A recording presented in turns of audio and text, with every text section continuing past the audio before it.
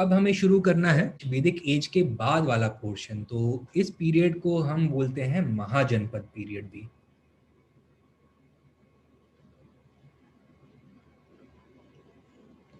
Right.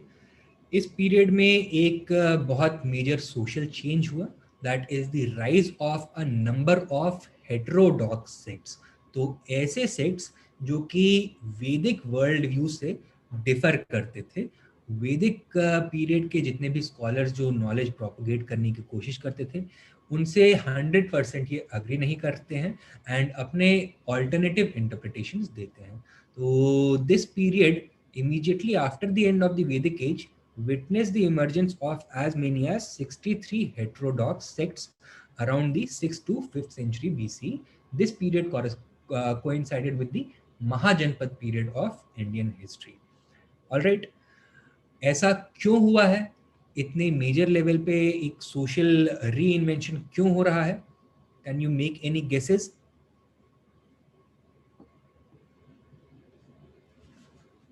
What might have been the reason for the emergence of 63 heterodox sects, including Jainism and Buddhism? All right, that is one reason कि dominance of Brahmins था, तो people started looking for an alternative. लेकिन अगर हम इसको scientifically देखना चाहें, तो there are a few conclusions that we can come to. अब देखो, this was a period of great social upheavals.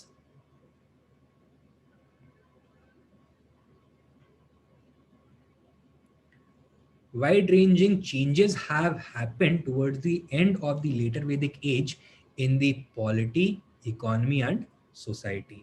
For example, polity में Janpads and Mahajanpadas have emerged.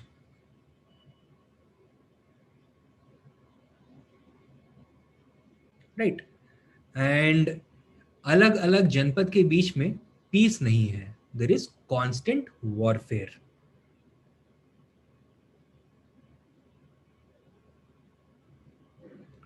Further, democratic elements from the polity have disappeared and the polity has become an absolute monarchy.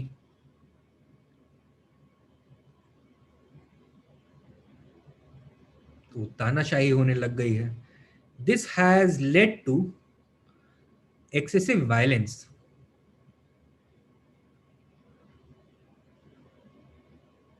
in the society. And अब लोग इस तरह के alternative को ढूंढना शुरू करेंगे which would abjure violence. Clear है? So that is one reason for the social upheavals witnessed during the Mahajanpad period. All right? Follow कर रहे हैं सब लोग?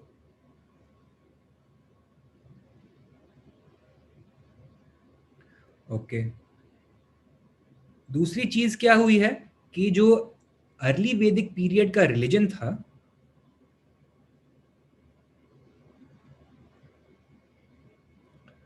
which was a simple religion, it was inexpensive, it was accessible, it was materialistic and personal. Now this has been transformed into the later Vedic Brahminical religion.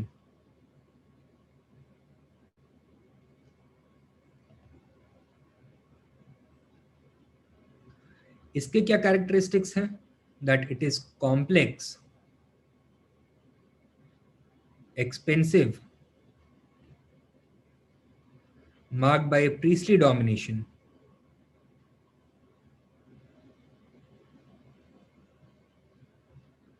it is inaccessible and high-minded or spiritual. Right? तो इसकी वजह से कुछ contradictions create हो रहे हैं. And this religion, this new brahmanical religion is not being able to provide spiritual nourishment to the followers. So it is unable to provide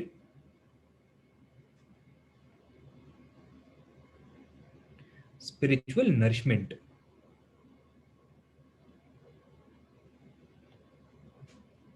to the followers. तो people क्या करने लगेंगे, लोग क्या करने लगेंगे, they would start looking for an alternative. ठीक है, इतना भी क्लियर है, समझ में आया है? ओके. अब देखो इसके अलावा और क्या चेंज हुआ, that by the end of the later Vedic age, the importance of agriculture had increased and the economy had become a primarily agrarian economy.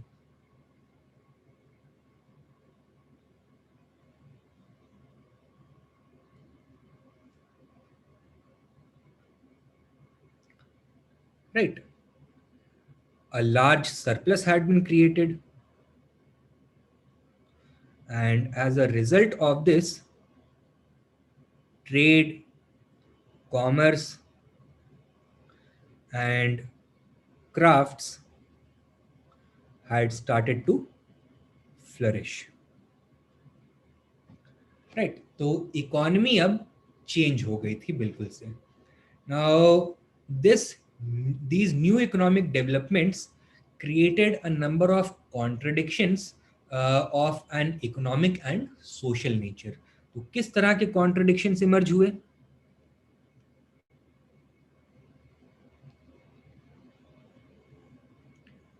Economic contradictions क्या इमर्ज हुए? दैट एक तरफ animal wealth was becoming very important for success in agriculture, because agriculture जो animal force है उसको use करके ही लोग agriculture करते थे. But on the other hand, जो brahminical faith था, that was insisting on large scale sacrifice of animals. तो economic contradiction क्या हुआ? That Brahminical faith was destroying valuable animal wealth, which was very important for agricultural success. And social contradiction क्या हुआ?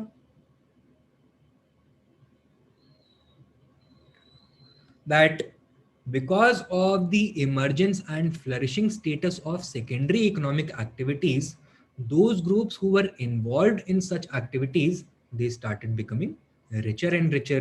तो इनको हम बोल देते हैं economically emergent classes or economically emergent groups.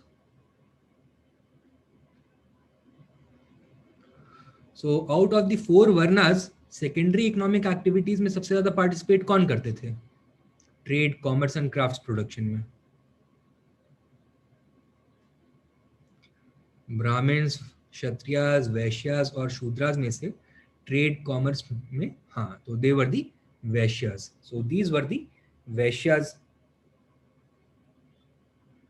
अच्छा, जैसे जैसे ये अमीर होते गए, जैसे जैसे इनका इकोनॉमिक स्टेटस बढ़ता गया, they started aspiring for a correspondingly high status in the society. So they started aspiring for a higher social status also.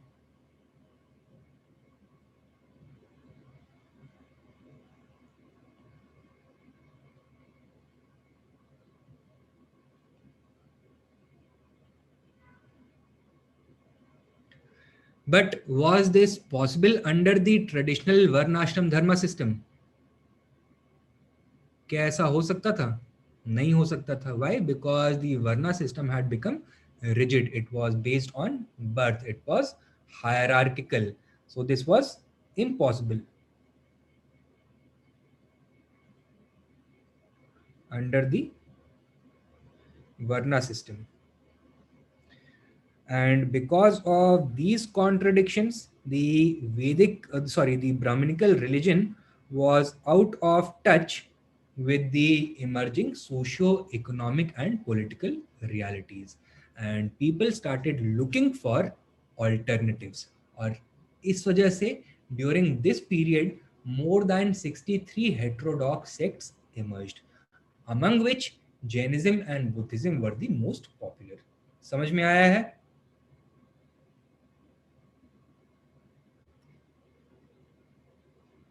Brahminical faith, तो जो लेटर वैदिक एज का रिलीजन है उसको हम ब्राह्मणिकल फेथ बोल देते हैं. अच्छा, इसने इकोनॉमिक कॉन्ट्रडिक्शंस कैसे क्रिएट किए, राइट?